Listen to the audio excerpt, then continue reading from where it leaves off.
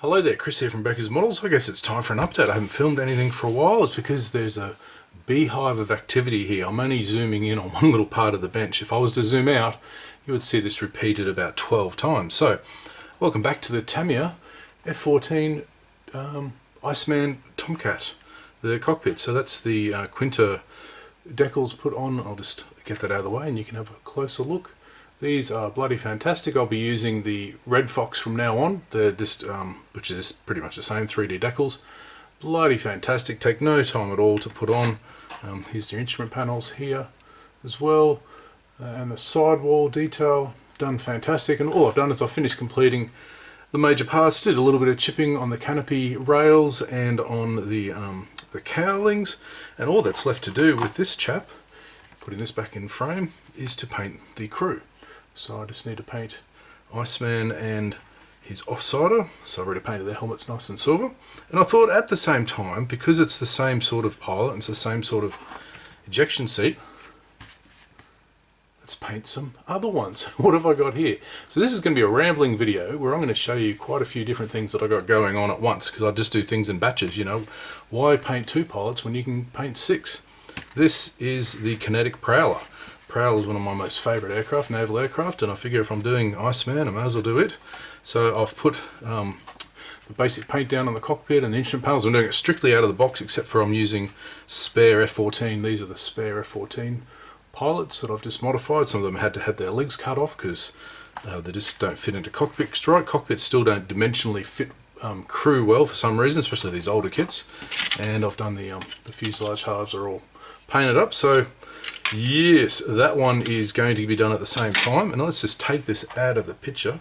The next most important one for me to do is the buddy build I'm doing with Michael Drover at the Modelling Republic, and that's the Tamiya P38. Now where's that one? Okay, so I've painted up the insides of the top there where the radio hatch goes, and I've just done the basic US interior green. I don't know if that's the correct colour or not. I don't care. It'll do. I just need to do the details, and you can see I've taken off the raised detail on the instrument panel because I'm using a Yahoo one there, and the pilot he's come out lovely. He's all lovely. That's the CMK resin pilot. I'm really happy with the detail on that. If you can see that one there. So I've just painted the back of the seat, same interior colour, and then I'll paint him, and then I can get to assembling the P38 because this thing falls together. And next to it is another little bit of a Frenchie. 3 guesses if you know what that is, where that comes from. Hopefully that'll fall together. That was a kit I've been building at my local hobby club. It's not really a club, just a little get-together we have with a few people here on the Sunshine Coast. And I've been building a little Revell Raphael for, I don't know, best part of a year or 2 years. So I figure let's chuck that one in. Shall I keep going? Do you need to take a deep breath? I have got a lot going on because I want to get these things done. I want to get them in the air. Can you guess what this is? It's a little rocket. No, it's not dog cock red. It's, oh my god, it's about to fall off green. That's the silver intake to a Sukhoi Su17. Where's the box? Oh, the box is under the bench. I'm going to do this as a Ukrainian one. As I was going through my stuff of, oh, look, I should really finish that, blah, blah, blah. What have I started? Because if you don't know me and you don't know the way that I model, I don't model one thing at a time. I'm just not wired that way, and I apologise if you think I've got OCD or ADHD or you know, full of crap. This is the Sukhoi 17 from Hobby Boss, which is notoriously not the best kit in the world, but at least it's better than Kitty Hawk in terms of coming together. You know, 2 fuselage halves, bingo bongo, as Harry Houdini trademark says. Yeah, I'd pre-assembled most of this. This is another kit where I've just been tinkering away with it over the years, and in fact I opened it up the box and god, it was musky and smelly. That box must be stuck in my cabinet for years. But yeah, I've pre-assembled almost all the parts on the fuselage. The wings are actually all done, and the wings fit absolutely beautifully. The tail's built. It's a swing wing ground attack sort of fighter thingy, and I had the cockpit pre-assembled and everything. And I've got that's a Aerobonus Sukhoi 27 resin seat and pilot, which is close enough for government work. So I just need to paint him up. I've painted the cockpit and in the correct colours. It's a strange light blue. I thought it was going to be turquoise blue, but it's actually light blue. Done the gas can, as it were. Yeah, so I just need to paint up the there's barely any side detail on the Hobby Boss thing. I'll just give it a little bit of a go, and the instrument panel as well, give that done. So I'm just going to do them all at once. Since I've got all the stuff out, I've got a huge array of, I'm waving my hands, you can't see what the hell I'm doing, of paints on the side of the bench there. Let's just get stuck into it. So that one's going to be another one underway. I've got 2 more to show you, I guess. This one's David Eves' fault. Okay, he put me onto, it was actually 2 here. Ooh, bonus. So this is the tiny little Horton 229 from Revell, which is supposedly easy to do wheels up, and I did manage to get it closed up well enough, but there is a bit of a gap on one piece, easy to fix. So there's the wheels all up. The cockpit didn't really fit well with the pilot. I stole a pilot from another build I'm about to show. There was a double up. So that's actually an American pilot, but don't tell anyone. You can't see it. And I'm supposed to paint this in RLM 66, really, really dark black grey, but I thought, no, I'll make it a little bit slaty grey. At least you can see some details, a bit of difference. And yeah, so I've got that ready to go. I'll just chuck the instrument panel on, it's just a little decal, paint up the pilot, but I'll make him in, German colours. Because yeah, I've always wanted to do this one in flight, almost standing on its wings, upright like that. I'm going to do it, pose him as I've done my, just hold on a sec. I'm going to pose him with one of these, just a little block of wood, with the, I've already made a hole, a gym hole as we call it, at the back there. Okay, and I'll just have him standing. I should zoom out so you can bloody see. Upside down this chain. I'm just going to have him coming out of there, sort of like that, if you can imagine, coming out of the block. Dunskies. This one is another kit that I've had in gestation for years. I don't know if you can recognise it. It's the Academy hookbind, the Focke-Wulf. It was a what if, but they did develop it, I think, in Brazil after the wars. That's a real. I've already had the pilot, was already painted from another project, so I'm just going to steal that pilot. It's actually all assembled, okay, and riveted. I riveted the whole thing. I scribed it. It was the first kit I ever riveted, and I just sort of lost interest in it. And I thought, nah, let's build that one up too, because again, in flight, real easy to do that one. So I've got to do that, and that's the whole purpose of this. If you're wondering, what the hell are you doing, Becker? What's going on, mate? Well, I'm converting all my energy into displaying stuff in flight. I don't care about medals. There's a competition coming up in August, almost the end of August, and yeah, I just want to display as many in-flight models as I can in different ways that I can. So this one, for those of you researching at home, it's a little Armour Hobby P51B/C, and great little kit, but not very good to do wheels up. To get those flaps to close up took a huge amount of waste material. I had to be, might be able to see it in the winger there. I had to completely reshape the flaps. These doors don't fit properly, even though Will Patterson did a sort of a mimic test on his when he built his a little while ago. Yeah, they kind of fit, but they're not long enough because they've got that little... kit manufacturers always do that. They engineer these things to make them into cars, so they sit like that, and the doors are actually the wrong shape for what they really are. So I'm just going to make new doors.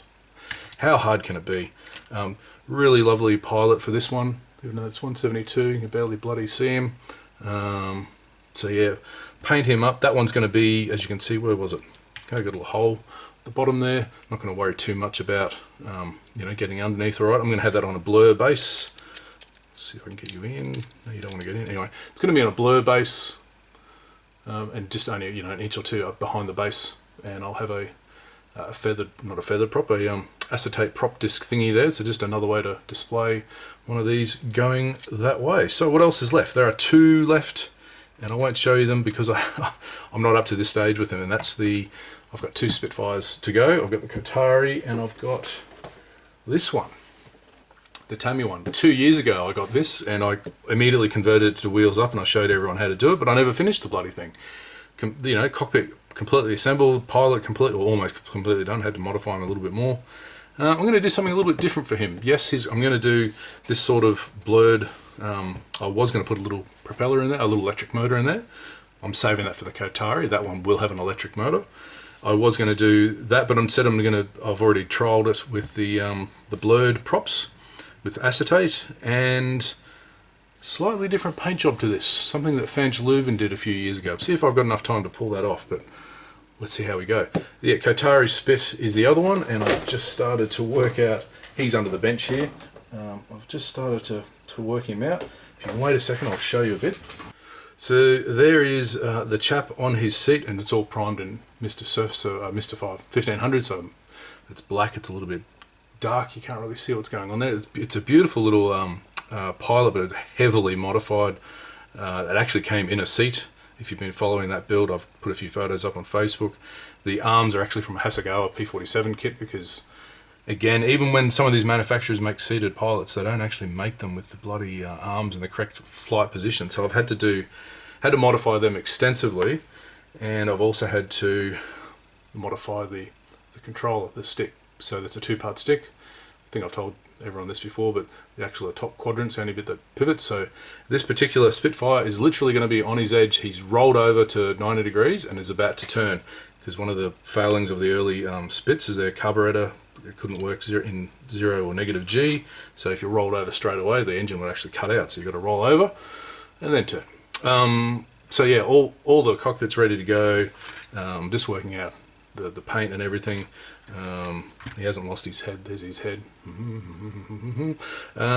Yes, so that is coming along. Oh, I just painted the cockpit NATO black. It might be a bit too black. I might give that a dry wash. But yes, let's get going. I've got a lot going on here, and I've got 2 more little tiny projects upstairs that are almost finished. And I've got, oh look, I'll show you the last thing, why not? There you go, that's my Zeds Dead diorama. I made the groundwork, see if you can see if I can get the right bloody angle.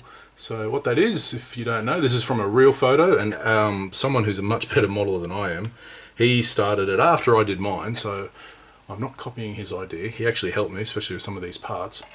Long story short, this is a real photo. Alex Clark, fantastic Uber German modeler, has done this one, and he's done a superlative job. I've just done my sort of usual, bash at something above average, if that. So I converted a little Model Collect T-72 kit. This is 1/72nd scale. This is from a real photo of a blown up Russian tank that literally lost its head. So the hatches were completely blown out, the machine gun mount completely. You can actually see the ammo rack, which I scratch built inside. And it landed in a field. It actually bounced. You can see where the original barrel actually bounced. Hit the ground, whiplash, and then the turret bounced again and landed in the field like that. And with the face, it looks like it's a skull, doesn't it? So that's what I've done. And like I said, Alex has already done his. He's a smart modeler. He works on one thing at a time, not me. I had this built, started last year, I think, or something like that.